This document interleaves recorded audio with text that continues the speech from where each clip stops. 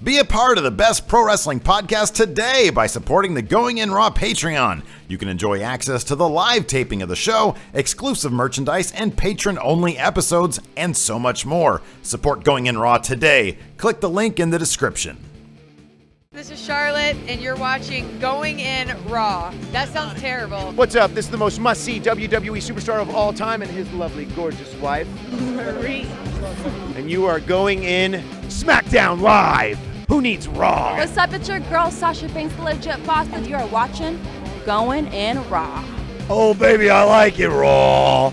Oh, baby, I like it Raw. And you are tuned in to Going In Raw right now. How you doing? Hey, friendo, Steve here. And Larson. And welcome to Going In Raw, the only pro wrestling podcast you need to be tuning into right here at youtube.com/Steve and Larson. Also available wherever fine podcasts are, including iTunes, SoundCloud, .com/Steve Larson, Podbean, Stitcher Radio, Google Play, iHeartRadio, wherever you can find. Yeah. I started saying Google Play. I started saying Google Play. Google Play, Randy Orton, baby. We're also at patreon.com/Steve and Larson, where you guys can contribute to the show and in return get all sorts of great rewards. Yeah. Like watching our weekly live stream, which we're going to do tomorrow for our Raw episode. And, well, today. This goes up Tuesday morning. First thing Tuesday morning. this goes up first thing Tuesday morning. So We're filming this on Monday. Yeah. So, today, later on, we $10, you get a postcard. Signed by us. That's right. And we're also at ProWrestlingTees.com, where you can find neither of the shirts we're currently wearing. No. However, we have four Currently 4 shirts. really high-quality shirts. We have a Going In Raw logo. We have Fun Wrestling logo. We have WSteveW logo. And Friendo Unified Championship Wrestling logo. Well, it says fuck. F-U-C. But Friendo Unified it stands Championship. for Friendo Unified Fuck Championship wrestling. Just Wrestling. say fuck. Friendo Unified Championship Wrestling. Okay. Anyways, big show this past weekend in the realm of New Japan. Not to be confused with Nude Japan. This is New Japan Pro Wrestling. We had The New Beginning in Osaka. That's correct. Last weekend, we had The New Beginning in Sapporo. This was another New Beginning. Mm-hmm. Yeah. The conclusion of the New Beginning tour. Yes, that's correct. So last week we have that video up. You can check it out. Yeah. We saw the main event was Okada versus Suzuki for the heavyweight title. Great match. This week the main event was Naito versus Unbreakable Michael Elgin. Yes. For the IC title. But man, oh man, there was a lot of great stuff happening here. So we'll run it down from the beginning. We had Taka Michinoku versus. Okay, so here's the thing: we're still new at this shit. Yes. We're still new at New Japan. So Hinare. Trying to who was Hinare? Which one was this? I can't remember this now. He the guy that's always around the ring during matches. Okay. That's got the New Japan shirt. Okay. You know, like when they do moves in the crowd. Oh, wait a second, that's him. Yeah, that's him. I think they have the young okay, lions. I remember. Yeah, he's the young lion. Okay, yeah. When they have when the young lions aren't wrestling, they like do work around the ring. I think that. Okay, you're right. That's why I forget who he was, because he was the young lion, and I remember him as the young lion. Okay, he was in a tag match last week. He didn't really get to show off much of what he could do, but I actually thought he did really well for himself. He wasn't the guy with Kushida last week, was he? No. Okay. All right. I don't think so. That was a different. Yeah, that was a different guy. Yeah. Okay. All right. Cool. All right. Yeah. Taka looks amazing. Yeah. He's our age. Younger. What did we decide? No, he was older. He was like a couple years older. Sorry, he's like 42 or something. Yeah. He's a couple years. And apparently, according to Kevin Kelly and Don Callis, he was dealing with the flu during this match. Goodness as was gracious. Don Callis. Yeah, Don Callis. He took over for Steve Corino last week. I think that was his first match or his first show last week. Could be. He said that this show was his third. Maybe he did. Did they do an English version of Fantastica Mania? Yeah, I think they did a couple of them. So maybe he did one of those. I don't remember. Anyways, I like Don Callis. I think he's good. Yeah. He had the flu. It was obvious, so he seemed a little bit under the weather. But I thought he still did a really good job. No, all things considered. He was good. But I thought Hinare really showed off some skills. He showed intensity and passion. Yeah. A fairly decent arsenal of moves. Yeah. So if he can develop a character, 5 years down the road, he might be the next somebody. Yeah. He's Chibata. got potential. Yeah. Then we had Kojima and Tenzin Tenzan versus Kushida and Yoshitatsu. Yeah. Yeah, I looked up. Yeah, I forgot Yoshitatsu was in the WWE for like a long time. Yeah, It was like he was on one of the 5 cards years. from Oh, the board was he? game. Okay. Yeah, I think so. Apparently, he's one of the dudes also took a nasty Styles clash. Broke And, his neck. Broke his fucking neck. Ouch. I don't get this Yoshitatsu stuff with the Bullet Club Hunter. I don't understand either. Because it was him and Billy Gunn had Bullet Club Hunter Apparently, gear. it started like he started it. I think because I was looking him up, I was like, I don't feel your faction, dude. Your faction sucks. Well, I mean, as far as we know, it's only 2 people. At most. Oh, it used to be Captain New Japan. Captain New Japan was in that too. He was Oh, a Bullet Club Hunter until as well. he became Bone Soldier. Until And he joined the Bullet Club. Joined No, Bullet Club. Just Bullet Club. It's part of the fun of this is just watching us try to figure this stuff out. So if you're looking for expert New Japan commentary, this probably isn't a place to go. This is the wrong place. Yeah, exactly. But I feel like Yoshitatsu needs to stop with the Bullet Club Hunter stuff. Are there any other Bullet Club Hunters? Besides Billy Gunn. But he's the evidently. part-time Bullet Club Hunter, it seems like. 'Cause he's not around all the time. Well, I know Kushida has no problems with Bullet Club because like he doesn't wear hunter gear. I know. Then after this match, when Yoshitatsu was getting into the face of Tenzan and Kojima, Kushida wanted no part of it. I feel like Yoshitatsu tries too hard. He needs to find another angle. Because apparently, I thought that he started the Bullet Club Hunter thing when Jeff Jarrett was involved. And I think he was like trying to aim for Jeff Jarrett or some crap like that. I don't know. I was looking it up and it was just confusing. Maybe he should just be Jeff Jarrett Hunter. Yeah. Slapnuts Hunter. And then follow him to TNA and to Global Force Wrestling shows. Oh, that's what we forgot to mention on our Elimination Chamber. Why we tied. Why we're not wearing the Slapnuts shirt. Oh, because you picked Harper instead of Orton. Yep. And then you got the order and the elimination right for the last elimination. Correct. Which was worth 2 points. You thought it was. But then I got Wyatt eliminating Cena, which was worth 1 point. Exactly. So Tied in up. the end, Yeah, tied up. Tied up, exactly. I was very happy about that. Kojima again did his multitude of chops. Oh, I love to his that. opponents. That's right. Yeah. That was Always fun. good. Yeah, always fun. Can't get enough of that. It's great. Kushida ended up going over, correct? No. No? Who went over? The In names bold? in bold Okay. are the winners of the match. Oh, good. Tenzan, and Kojima won. That's right. Were they the ones who had like held tag gold? Like Yeah. a lot? Yeah. Okay. Can we talk about the inevitable never open weight singles win of Juice Robinson? Because that's going to happen. It's really going to bug the shit out of me. I know. Juice Robinson picked up the win here in the Yuji Nagata, Juice Robinson, Jushin Thunder Liger, and Tiger Mask versus Hiroki Goto. Chaos. This is Chaos. Yeah. Goto, Yoshihashi, Jado, Yeah. and Gato. Yeah. I think that's right. Trying to figure all these out, man. But yeah, Chaos. Chaos. Juice Robinson, like everything bad is him. Except for like I'm not down on like his wrestling. Like his actual wrestling is decent. Yeah. He is like a creator wrestler who I would never consider for Steve W. I don't like his name, Juice Robinson. Don't like that. Didn't like him in NXT because he was like a peace and love guy. Mm-hmm. He was like too liberal. You can be too liberal. Mm. He was too like, doing this crap peace and like, annoying stuff, like being a hippie or something like that. Yeah, pretty much. Just annoying. CJ Parker was his name. Yes, it was. On the other hand, Yuji Nagata, isn't he the dude with the thing? Yeah, I love that. Yeah, with the shirt. That's great. He's old school. Yeah, he was in WCW. That's right, yeah. He debuted in 1992. It's crazy. He's been doing this for a long yeah. time. So I have like Tenzan and Kojima and Oh, Liger, yeah. yeah, Tiger Mask. Who's underneath that Tiger Mask? I don't know, but they say during the show it was the 4th generation. Oh, really? I think. I have no idea. I thought they said that, or I read No that somewhere. clue. Anyways, the I guess faces, because Chaos are kind of like heels, I guess. But Okada is like top face in the company, right? It's confusing. So yeah, the Chaos lost.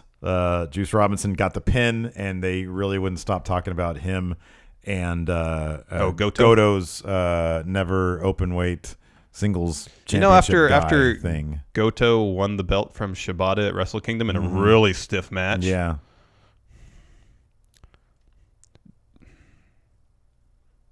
I don't know if it's believable. I know, because Shibata's the man. Yeah. Shibata's so good. How do you love Shibata's video package? It's very calm at the beginning. Very, very introspective. It is. I love it. I mean, then the music kicks in and, it gets a little more Still, rock. like, it gets you thinking about life and shit. It does. Anyways, Juice Robinson picked up the pin in this match, and then they started going on about how he's going to want another shot at that Goto's belt. Because I think the never openweight title has become kind of like the stiff belt. Yeah. From what I understand. Yeah. So originally, it was supposed to be a belt for younger competitors. Yeah. But then even before they put it on anybody, that changed because I think Tanaka, the guy who used to wrestle in ECW. Oh, really? He was the first guy to win it. Oh, snap. Okay. And so from what I read about it, it was more just like a stiff wrestling belt. Okay. And I can see that in Shibata. I can see that in Goto. Can't see that in Juice Robinson. No, that's going to be the chump belt very quickly if he wins it, in my eyes. I don't know. I feel like they're going to give him that belt, and I'm not happy about that. But I think it feels like New Japan really wants to try to roll with him for something. You know what I mean? Not huge on that. Then we had sort of like a leftovers match from last week. So we had this amazing main event last week with Okada versus Suzuki. And so this week they did a Teddy Long SmackDown thing and turned it into a 6-man tag match. You see, but we were just talking about the last match about how Chaos were kind of the heels of the previous tag match. In this one, they're most decidedly the faces. Oh, for sure, yeah. So that's why it's kind of, I think we're just so used to faces and heels being obvious when it comes to our WWE wrestling. Yeah. That when it gets, any sign of ambiguity goes out the window. Yeah, it's confusing to us. It is, yeah. This match was like kind of a chaotic brawl. Yeah, it was. Suzuki Gun was because he had I love Taichi. Yeah, that's how you say his name. Yeah, I thought it was the martial art Tai Chi, but it's Taichi. And how do you say his name? Kanemaru. Okay. Suzuki's great. I can't get enough of Suzuki. I love that old bastard. He's the Earl Smothers of New Japan. Did you watch that video that someone posted? No, to Twitter? I need to. You need to watch it. I need to watch it. You need to watch it. It's so good. It gives you so much backstory on Suzuki. Like I can't wait to go through New Japan World's archives and good watch luck with that. As much Suzuki stuff as I can. They really need to make that easier to navigate because I put in certain keywords and I'm like nothing's coming up for what I want. Yeah, it's so annoying. Anyways, Okada had Roppongi Vice with him, which is Rocky Romero and Beretta. Well, I like those guys. They're good. Yeah. They're really good. I love the forever lariats that Rocky Romero does. Yeah. It's fun. Yeah. Anyways, Suzuki Gun ended up going over as sort of, I guess, a makeup for him losing to Okada. Yeah. Last week.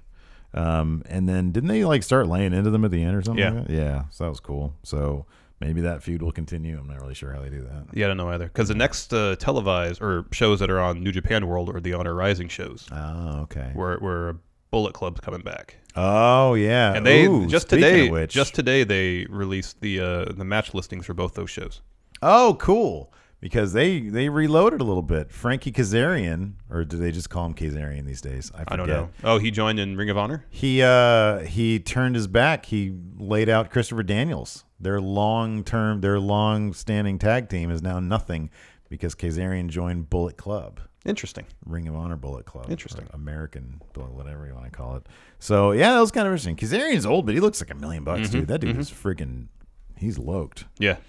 So, continue. So, wait, did Suzuki Gun's not going to be in the Ring of Honor shows? I don't think so. No. Okay. I kind of skimmed through the cards this morning first thing. Who's Bullet Club facing? One match is a tag match. I think it's Omega and the Bucks and somebody else against Okada.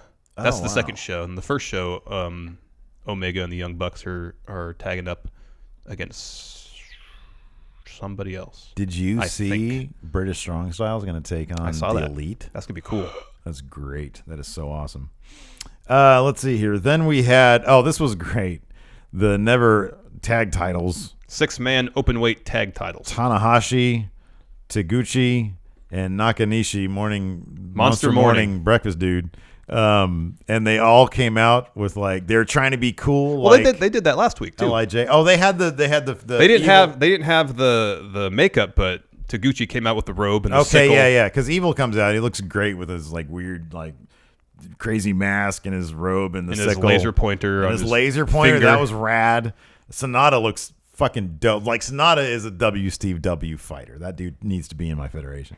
And then Bushi, and then so they come out and they're kind of mocking Evil with the evil makeup on, and he did not look happy about that. Was none too pleased. And sure enough, Los Ingobernables de Japón picked up the win and the titles. I figured, like, I'm an outsider, kind of figured this is a short-lived thing, because like Tanahashi, Taguchi, Nakanishi, kind of like, an oddball pairing, not really a cohesive unit. Yeah, like LIJ is. Like LIJ. They don't have their own name. I think they have like a silly name or something like that. Sonata picked up the win, put a Nakanishi in a Dragon Sleeper. Oh, that's right. Got him to tap out. Yeah.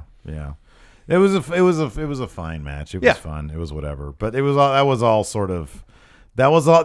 that like the lower card was just sort of like, appetizer for the top three.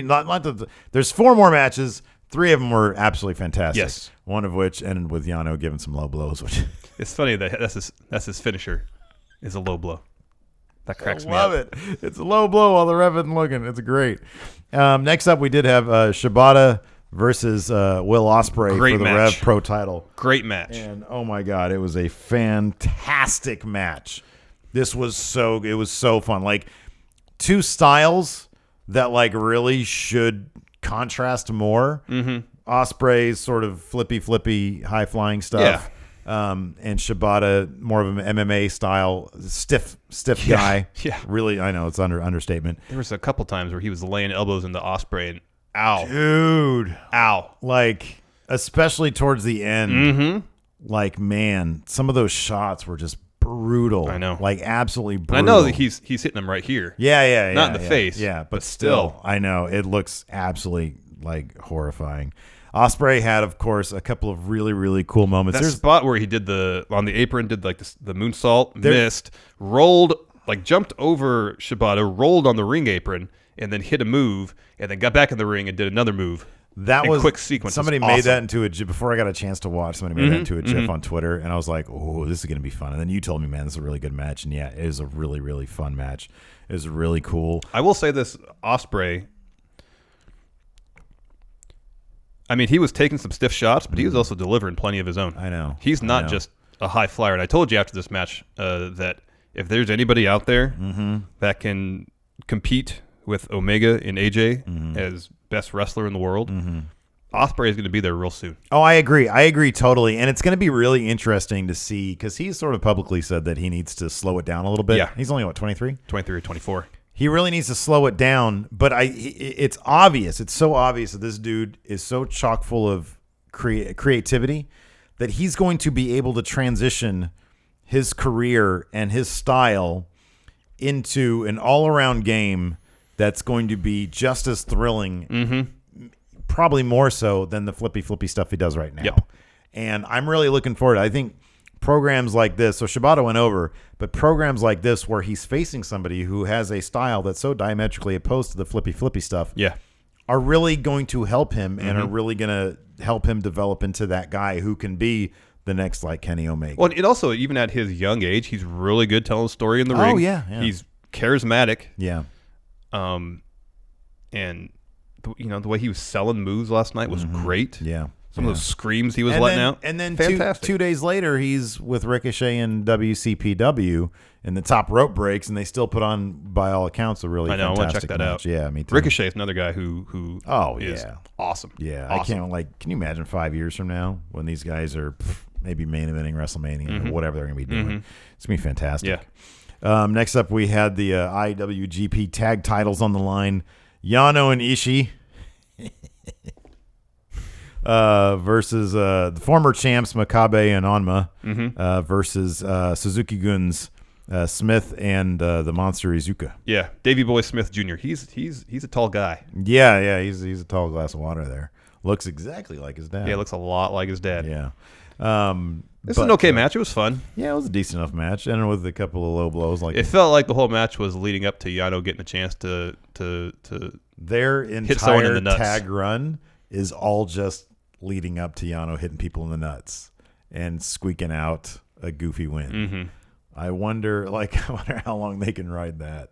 It'd be great if they I don't know. I don't want Yano to ever change. I want him always to be hitting people with low blows. He's hilarious though, because he starts getting the crowd to chant back. Yeah. Like when he's I forget when he attacked him. Like maybe it was the monster or something. Like comes at him, and Yano gets under. Yeah. And he starts saying back, and the crowd starts chanting back to the ref. Yeah. That shit's great.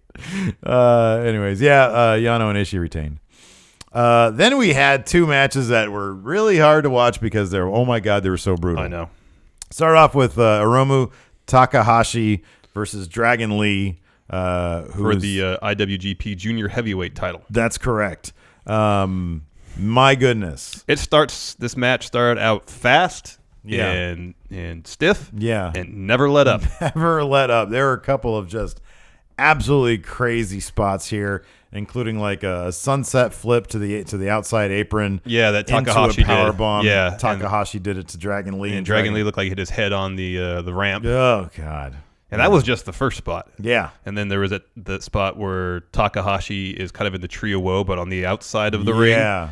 And Dragon Lee is trying to get him up to do a move, and Takahashi just throws him. It looks like Dragon Lee basically landed on his head. Yeah, Dragon Lee at one point there was like a Frankenstein or Hunikarana, I think, something like. No, it was. I know what you're talking about. Where you ripped the mask off him, right? That move. Okay, so there was that. No, that was crazy. But I was thinking of when Takahashi launched himself to the outside. He did the thing where his knees are like over here. And Dragon Lee goes backward, and his head gets like caught in the top rope senton. Yeah. That move scares the shit out of me. Yeah, and Dragon Lee, his head like went into the railing. Yeah. On the outside. Yeah, like Dragon Lee's head got messed up in this match. And then at the end, he just took two destroyers too. Yeah.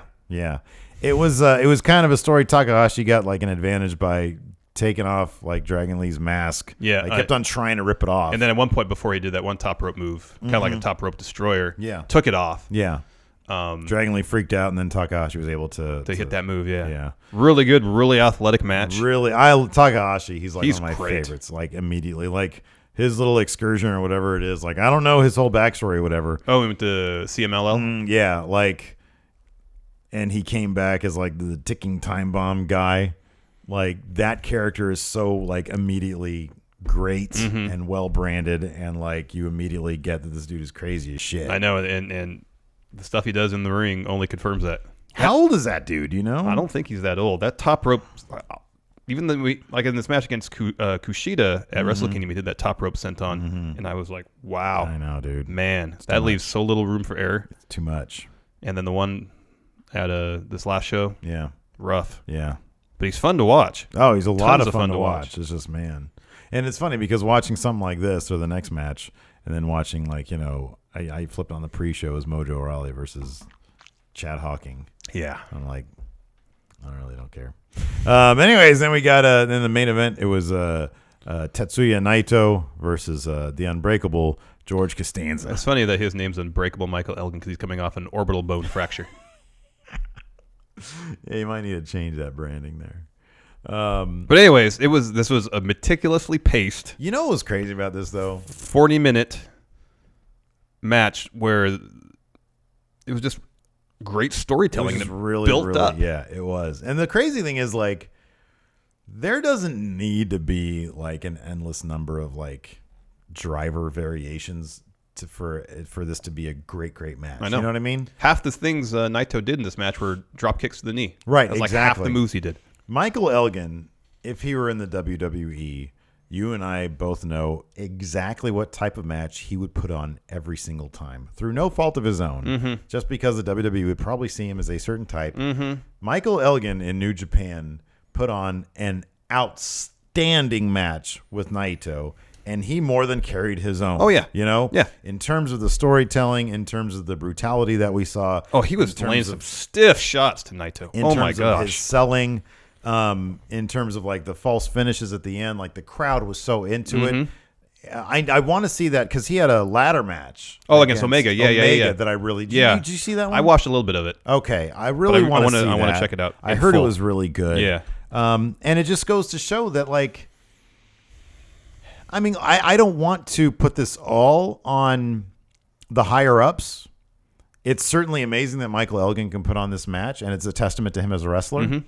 But it makes me wonder how many more people in the WWE could put on this type of match. I know. If given the leeway to do so. I know. And it's a lot of these matches in New Japan that are really good. They're really good because from the very beginning they set up the story they're going to tell and they follow it through. Yeah. And it's like, because you see Naito works the leg, and then you see towards the other match where Elgin's leg is compromised because of the constant drop kicks, the constant holds on the knee. Yeah. And likewise, Elgin keeps hitting Naito and dropping him on his neck and his head. Yeah. You get, and here's the thing too, like, so you have 2 shows, they divvy up this into 2 shows. That's gross. And this IC title match, like, we give a shit about the title, and they keep on cutting back and showing that it was a great title. It's all old and It's withered. not that old though. It's only like 15 years old. I know, but it's great. It looks old. I know all their belts look like they're beat up. Okay, yeah. Okay, it's 15 years old. How old do you think the WWE Intercontinental title is? What, 3? Maybe 3 years, something like that. They need to just let that belt be. I know. Well, they went to that design when Cody had it 3 or 4 years ago, so it's probably that old. Yeah, exactly. Yeah. But anyways, they keep on cutting back to the title, and you have somebody like Naito who could easily be their heavyweight champion. And you have this match that is a great, fantastic match and is a title that we care about. And it just bums me out that it's like, I wish the WWE would treat their secondary titles like that. First of all, they kind of did it with the U.S. title. With the U.S. title, yeah. And Miz was kind of bringing some prominence to the IC title, but it's the Miz. And so, I mean, Miz Dolph was a good program. That should have been the main event of that show. Yes, it really should have. And in the same respect, like, this IC title, to me as an observer, as a fan, means so much. I know. Because of these guys and how they treat it. Yes. And the matches they put on. Yeah, and the matches they put on. Yeah, hell, even the junior heavyweight title. I know. It's freaking amazing. I know, people putting their bodies on the line to defend a belt. It elevates the prestige of that belt. Naito ended up hitting 2 Destinos, pick up the win. Yeah. Naito's great. Oh, he's fantastic. So much personality in his face. He does so much by doing so little. Yeah.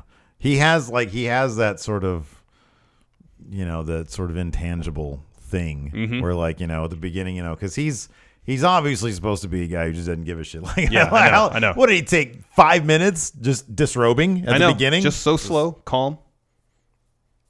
And he makes it so interesting. I know. And then the crowd starts chanting his name and he goes, just sort of like he barely cares. Yeah. Like he's... Or it's like he's condescendingly acknowledging the crowd. And then he spits at the cameraman, spits at Elgin several times. It wasn't like Okada and Gato and ringside, I think he spat at them. Yeah. But that's like the most animated thing he does is spitting at people. Yeah. And then his promo after the match was great. Yeah. But his body language, his freaking face, it's all so great. And his weird hair.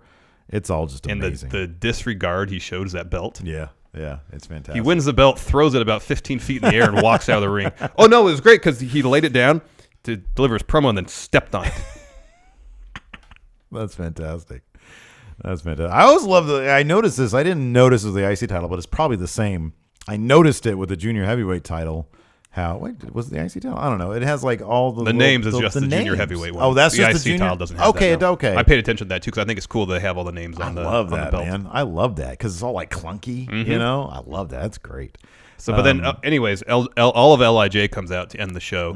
Naito delivers his great promo, and they all lay their belts on the mat.